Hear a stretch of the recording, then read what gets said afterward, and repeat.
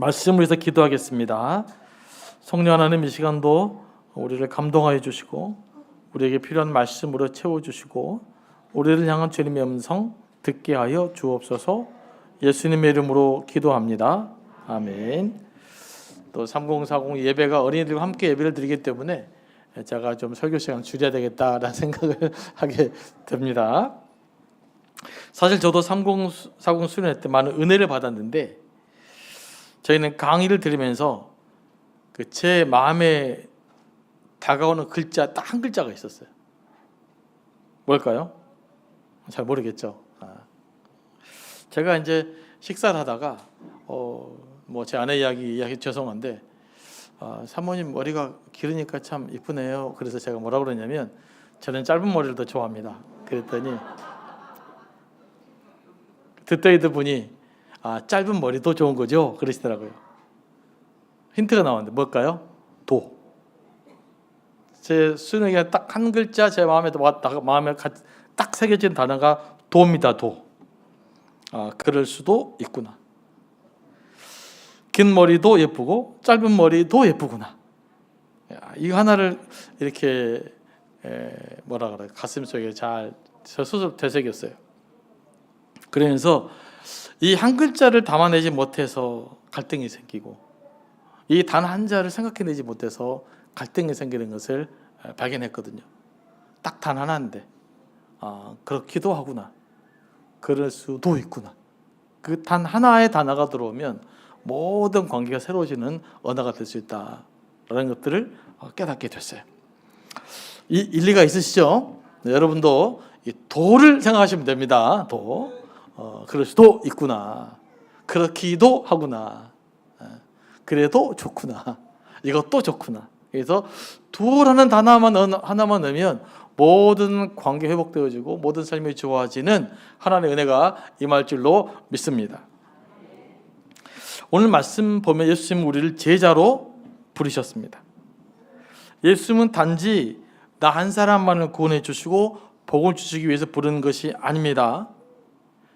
예수님 우리에게 주님의 이름으로 복만 받으라고 말하지 않으셨습니다. 예수님은 어떻게 나를 따르라, 예수님을 따르는 제자로 우리를 불렀다는 사실이에요. 우리 모두를, 우리가 이 사실을 한시라도 잊어버리면 안 되는 겁니다. 그러면 예수님은 어떤 사람이 진짜 내 제자인가, 제자로 불렀는데 어떤 사람이 참 내 제자인가를 말씀하고 있는데, 예수께서 말씀하시는 제자의 기준이 뭡니까? 너희가 내 말에 뭐하면 거하면 참 내 제자가 되고, 이렇게 기록하고 있습니다. 어떤 사람이 제자가 된다는 거죠? 예수님의 말씀에 거하는 자가, 예수님 말씀에 머무는 자가 그리스도의 제자라는 거예요. 그러니까 요한복음에서 말하는 제자됨의 핵심 가치가 뭐냐? 바로 그리스도의 말씀 안에 머무는 거예요. 이게 제자의 핵심적인 자질입니다. 그러니까 저와 여러분이 제자일 수 있는 것은 뭡니까? 그리스도의 말씀 안에 머물 때 우리는 비로소 제자가 되는 거예요. 그러면 예수님 안에 머문다는 뜻이 무엇입니까? 여러 가지 뜻이 있지만 이 바클리라는 요한복음 주석자가 4가지로 말합니다. 첫 번째, 예수께 머문다는 것이 무슨 뜻이냐? 예수님 말씀에 끊임없이 귀를 기울이는 거다. 뭐라고요? 주님의 말씀에 귀를 기울이는 것이다. 말씀에 귀를 기울이다 보면 말씀이 내 안에 머물기도 하고 내가 말씀 안에 머물기도 합니다. 이게 제자의 핵심적인 표정입니다. 여러분이 그리스도 말씀 안에 머물고 계십니까? 아니면 그리스도 말씀이 여러분 안에 머물고 계십니까? 그래야 제자인 거예요. 그럼 두 번째, 참 말씀 안에 머문다는 뜻이 뭔가? 예수님께 끊임없이 배우는 것을 의미한다라고 하는 거예요. 뭐 한다고요? 예수님께 끊임없이 배우는 것. 사실 헬라어로 제자라는 뜻은요, 문자 그대로 배우는 자라는 뜻이에요. 제자가 어떤 뜻이라고요? 배우는 자. 우리가 예수님이 제자잖아요. 그러면 우리는 어떤 사람이 돼요? 예수님을 배우는 자. 예수님의 교훈을 배우고 예수님의 삶을 배우는 자. 이게 제자라는 뜻이죠. 그러나 우리는 끊임없이 예수님께 배워야 돼요. 날마다 예수님께 배워서 우리 삶이 새롭게 돼야만 우리가 비로소 제자의 삶을 살 수가 있는 것입니다. 그래서 배우기를 멈추면 성장이 끝나고 배우기가 스톱되는 순간 제자의 삶이 멈춰버리는 거예요. 우리는 끊임없이 말씀을 배워야 될 줄로 믿습니다. 그 다음 세 번째는 예수의 말씀을 끊임없이 통찰한다. 이게 통찰, 다른 말로 묵상한다라는 뜻이죠. 그러니까 예수님의 말씀을 끊임없이 묵상하는 자가 바로 예수의 말씀 안에 머문다는 것입니다. 묵상은 뭡니까? 물음을 던지고 답을 얻는 과정을 통해서 이루어지는 거예요. 말씀을 통해서 내가 질문을 계속 하나님께 던져가는 거, 그리고 그 질문을 던지고 말씀을 통해서 답을 찾고 또 그 질문을 던지고 말씀을 통해서 답을 찾는 과정, 이게 묵상이에요. 이게 말씀을 통찰하는 과정이라고 그래요. 이 과정이 깊이 있게 진행되어질 때 뭐가 된다? 우리는 진짜 제자가 되는 거예요. 그러니까 나는 제자로 살면서 끊임없이 말씀을 드려야 되고 들린 말씀으로 하나님께 질문해야 되고 그 질문 가운데 답을 찾아내는 거. 이래야만 말씀의 통찰이 생기는 거예요. 그 통찰력이 우리 시대에 필요하다고 믿습니다. 이런 걸 교육화시키는 것이 하브르타 교육이라고 그래요. 그러나 이건 나중에 나온 거고요. 더 근본적으로는 하나님의 말씀을 묵상하는 과정에 나온 거예요. 그래서 말씀을 묵상하시면서 질문하십니까? 말씀을 던지십니까? 그리고 하나님 그 말씀을 통해서 답을 찾아보십니까? 이것이 끊임없이 훈련돼야 돼. 그래야만 우리가 제자로서 삶을 살아낼 수 있는 거예요. 나는 많이 배웠다. 이 정도면 내가 많이 배웠다. 그러는 순간 우리는 제자 되기를 멈춘다는 사실. 내가 말씀을 끊임없이 묵상하면서 말씀을 통해서 물음을 던지고 답을 얻는 과정이 멈춰버리면 내가 제자의 삶이 멈춰버린다는 사실을 기억하시기 바랍니다. 그리고 네 번째는 순종을 의미합니다. 실은 머물다의 가장 가까운 뜻은 순종이라는 뜻이에요. 그래서 새 한글 성경 번역을 보면 이렇게 번역이 났더라고요. 이 구절을 머물러 살다. 예수 안에서 머물러 살아라. 이게 순종이죠. 그러면서 이제 유대인 신약 성경이라고 있어요. 그건 이 부분을 순종이라고 번역했어요. 결국은 이제 순종을 위한 것이죠. 듣고 배우고 통찰하고 뭐 하자는 것이죠? 그 말씀에 순종하는 게 제자예요. 그러니까 우리가 제자가 되려면요, 그냥 순종이 안 되는 거잖아요. 그죠? 순종이 안 되기 때문에 듣고 배우고 묵상하고 통찰하고 답을 내려서 그 말씀에 따라 순종하게 될 때 뭐가 된다? 예수님 안에 참 제자가 된다라고 말씀하고 있습니다. 그러면 이 네 가지의 기준을 여러분을 좀 살펴봐서 부족한 부분을 좀 채워가서 주님 원하는 제자의 삶을 살아낼 수 있게 되기를 소망합니다. 이게 우리 교회가 존재하는 의미예요. 자, 그러면 예수의 말씀에 머물 때 무슨 일이 일어납니까? 32절 말씀입니다. 진리를 알지니 진리가 너희를 자유케 하리라. 세 번역으로 읽어보면 이렇게 되어 있습니다. 그리고 너희는 진리를 알게 될 것이며 진리가 너희를 자유롭게 할 것이다 라는 뜻이죠. 우리가 그리스도의 말씀 안에 머물게 될 때 뭐가 깨달아진다는 것이죠? 자연스럽게 진리를 알게 될 거라는 것입니다. 예수님이 진리라는 것을 깨닫게 될 거라는 것입니다. 여러분, 진정한 진리는요, 머릿속에서 깨달아지는 것이 아니에요. 진정한 진리는 이론으로 깨달아지는 것이 아닙니다. 진정한 진리는 삶 속에서 깨달아지는 거예요. 뭐라고요? 진정한 진리는 삶으로 검증돼야 이게 진리가 되는 거예요. 아무리 좋은 이론이고 아무리 아름다운 이론이라도 삶에서 이게 아무런 영향을 못 미치면 그건 진리가 아니에요. 그래서 이 학문과 진리는 달라요. 진리는 내 삶을 변화시키는 거예요. 그런데 구체적으로 예수님의 말씀을 듣고 따르다 보면 이 말씀이 옳구나 라는 것들 체험적으로 알게 된다는 거예요. 그래서 복음이 진리예요. 머릿속으로 아는 것이 아니라 예수님이 진리라는 것을 예수님 말씀대로 살다 보니까 이게 진리라는 것이 깨달아진단 말이에요. 이 진리는 또 삶의 지혜를 포함하고 있는 거예요. 예수님 말씀대로 살고 보니까 이게 진짜 지혜로운 길이에요. 그래서 그리스도가 진리인 것입니다. 그러니까 머릿속으로만 진리는 큰 의미가 없어요. 그래서 이 진리를 체득하려면 어떻게 해야 되느냐? 이 말씀을 따라서 순종할 때 진리가 체득되어지는 거예요. 우리가 체득된 진리는 이런 진리를 말하는 것입니다. 그런데 이 체득된 진리가 아니라 머릿속으로 이야기하니까 뭐 이상한 이야기가 많이 나오는 거예요. 그래서 학문적 고찰과 진리는 다르다. 또 논리적으로 완벽함과 진리는 다르다. 우리는 논리적으로 완벽한 걸 진리라고 생각하는 경향이 있어요. 현대인들은. 그런데 그러지 않습니다. 내 삶이 변화되느냐? 내가 바뀌느냐? 라는 거예요. 내가 진리가 느껴지느냐? 예수님이 실제로 내 삶의 지혜가 되느냐? 이렇게 살아갔더니 삶의 답이 찾아지느냐? 이게 진리를 결정하는 거다라는 것들을 다시 한번 기억할 수 있게 되기를 소망합니다. 그래서 엄밀하게 이 과학적인 발견은 진리라고 하진 않아요.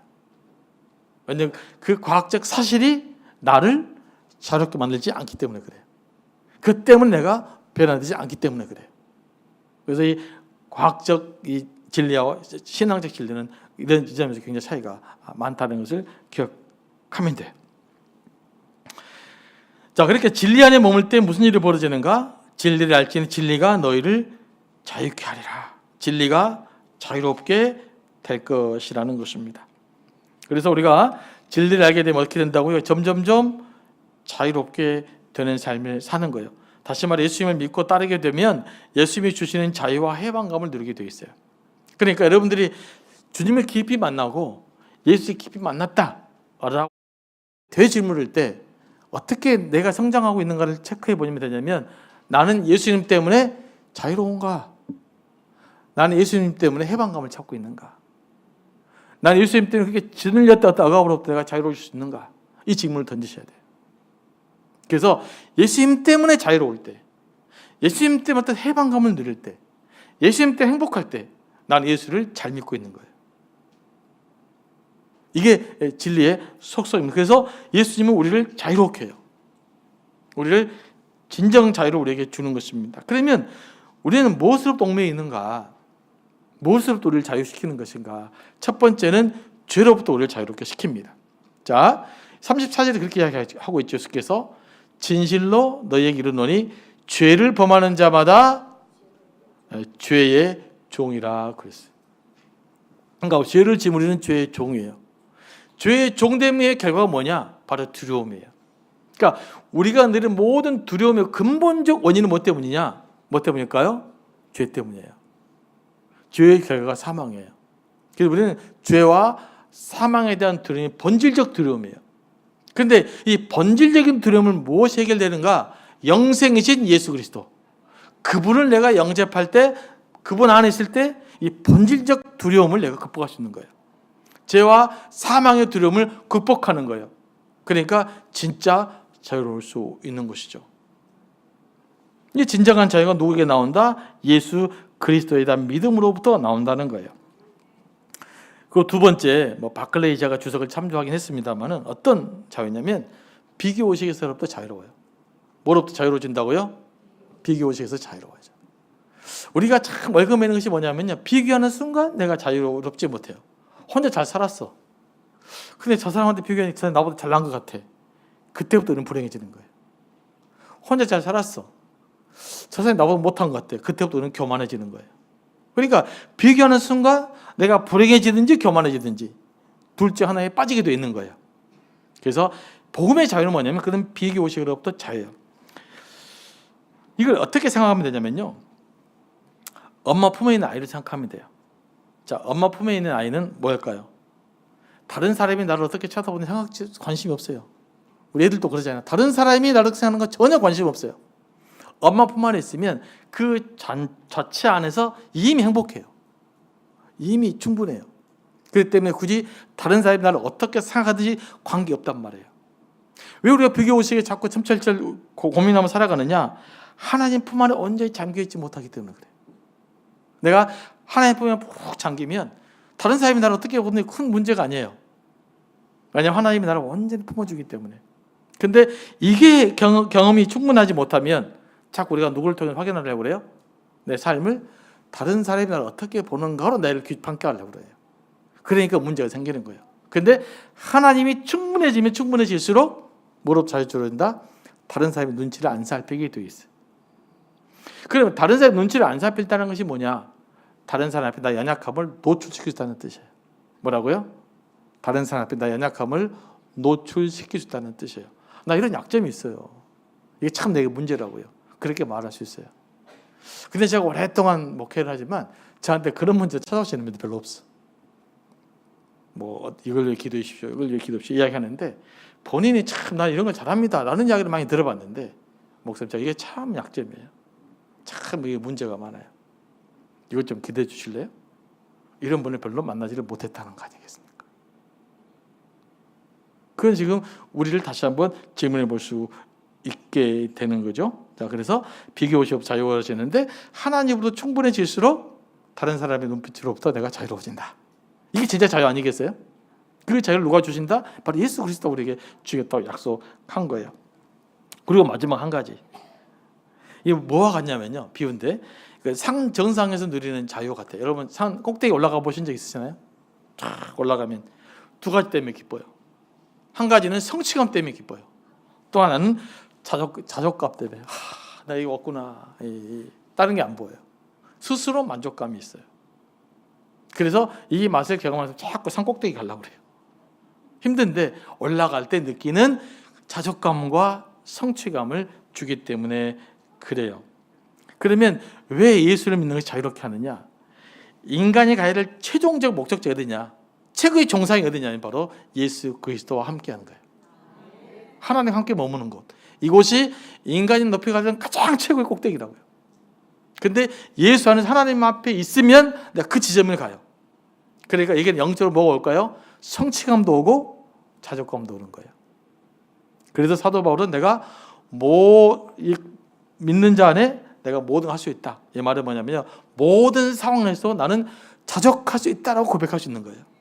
이게 주님이 우리에게 주시는 자유인 거예요. 저는 이 말씀을 쭉 묵상해봤어요. 묵상하면서 뭐가 생각났냐면 어렸을 때 집에 올 때가 생각났어요. 초등학교 2학년 때 제가 집에 딱 오면은 순간 뭘 가장 먼저 찾을까요? 밥을 찾을까요? 아니면 엄마를 찾을까요?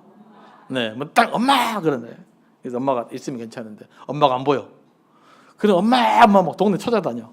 우리 어머니가 딱 보고 여기 있는데 왜? 그 말을 듣는 순간 심리적 안정이 확 찾아오는 것이죠. 마음이 놓여요. 안정감이 찾아와요. 왜냐하면 내가 초등학교 2학년 때에 제 삶의 최고의 목적지는 누굴까요? 엄마와 함께 있는 거예요. 그러니까 학교 끝나면 가방 탁 던자마자 엄마를 찾게 되는 것이죠. 하나님이 우리의 엄마 같은 존재잖아요. 막 두리번 거리다가 왜? 나 여기 있어. 그런 순간 마음이 확 놓이잖아요. 우리 영적 상태야 그래요. 우리 인생을 막 방황하다가 주야, 네 그래. 나 여기 있어. 내가 너와 함께 있는 거야. 그 말을 딱 듣는 순간 우리가 뭐가 찾아갈까요? 심리적인 안정감과 자유. 진짜 자유를 경험하게 되는 거예요. 근데 간혹 저희 어머니가 말도 안 하고 어디 갔어요. 그 하루 종일 찾아. 찾다가 안 보이고 울어. 여러분 그런 적 없으신가요? 네, 저랑 다른 세대에 살았나? 저보다 나이가 젊은 사람 많은 것 같은데 비슷하잖아요. 하나님이 그런 존재예요. 그래서 우리가 하나님만 있을 때 진정한 자유를 누리게 되는 거예요. 그럼 이 자유를 누리는 방법이 뭘까요? 이제 알게 됐잖아요. 바로 말씀을 묵상하고 기도하는 일이에요. 말씀을 깊이 묵상하고 기도하다 보면 하나님을 깊이 인격적으로 경험하게 돼요. 그 하나님을 경험하면 경험할수록 나는 뭐가 될까요? 내 마음속에서 진정한 자유라는 것을 맛보게 돼요. 진짜 평화를 맛보게 돼요. 이것을 맛보면 어떤 상황에서 살아낼 수 있는 힘을 여기서 공급받게 되는 거예요. 그래서 우리가 뭐가 필요하다? 말씀 묵상하고 깊이 기도할 때 주신 하나님의 그 자유함을 누릴 수 있게 되기를 소망합니다. 그리고 또 하나는 뭐냐면요. 신앙 공동체예요. 뭐가 중요하다고요? 신앙 공동체. 왜냐하면 그 어떤 누구 혼자 있잖아요. 혼자서는 자유로울 수 없어요. 여러분 혼자 자유로울 것 같죠? 섬에도 딱 놔두면 자유로울 것 같잖아요. 사람의 관계가 단절된 자유는 자유가 아니에요. 인간의 자유는 언제 자유냐? 다른 사람과 관계성 안에 있을 때 진짜 자유가 있는 거예요. 여러분 감옥에 혼자 딱 독방에다 놔둬. 그게 자유로울까요? 여러분이 가장 가고 싶은 건 어딘가요? 그래서 우리 혼자만 딱 놔둬. 그 여러분이 며칠 견딜 수 있을 것 같아요. 그거 진짜 자유가 아니에요. 진정한 자유는 언제 누구냐? 다른 사람과 더불어 있을 때 진짜 자유가 와요. 혼자서는 자유로울 수 없어요. 독방은 자유로운 공간이 아니에요. 아무리 여러분이 천국 같은 곳일지라도 혼자 있는 곳은 아무런 의미가 없어요. 천국이 있는 곳은 뭐냐? 하나님이 나와 함께 하시기 때문에. 성부, 성자, 성령 하나님이 나와 함께 하시기 때문에. 우리가 사도신경에서 고백했던 것처럼 모든 성도의 교제가 그곳에 있기 때문에 천국이 아름다운 곳이에요. 이해되십니까? 그래서 우리는 혼자 있을 수 없어요. 그래서 교회 안에 있을 때 자유가 극대화됩니다. 나와 같은 신앙의 고백하는 사람들이, 같은 동지들이 같이 기도하고 같이 중보기도할 때 진정한 자유가 극대화되어져 가는 거예요. 그래서 교회가 필요해요. 그래서 여러분 이제 상봉사업 특별히 이제 부탁드릴 것은 이 은혜를 자꾸 이런 자주 모임을 통해서 좀 더 뜨겁게, 더 자유롭게, 진정한 헌신을 통해서 더 큰 은혜가 누려지기를 소망합니다. 다른 모든 교우들도 마찬가지고요. 네, 기도하겠습니다. 하나님, 우리가 주님의 제자인데 주님께서 우리에게 말씀 안에 거하고 말씀 안에 거하며 순종할 때 참된 자유를 주시겠다 약속하신 주님, 우리가 더욱더 기도함으로써 묵상함으로써 주님의 제자의 삶을 살아가게 하시고 주님이 주시는 참된 자유와 평안과 안식을 누리는 삶 살아가게 하옵소서. 그 능력으로 이 험한 세상을 살아갈 수 있도록 인도해 주옵시기를 간절히 바라옵곤 합니다. 예수님의 이름으로 기도합니다. 아멘.